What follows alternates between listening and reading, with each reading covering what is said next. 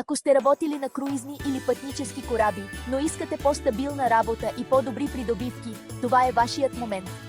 Една нова възможност очаква български електротехници като вас на италиански кораби тип Roro и Ropax. Ето какво предлагаме. Candina Group. Доказано име в морските работни места от 1919 г.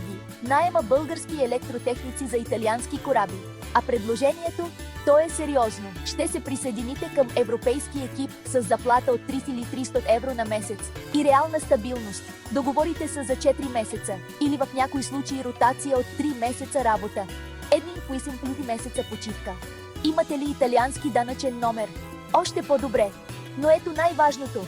Компанията плаща пенсията и социалните ви осигуровки, така че вие не просто печелите сега, вие градите за бъдещето си. Останете официално 2 години и можете да получите до 2 години обезщетение за безработица, до 80% от заплатата ви.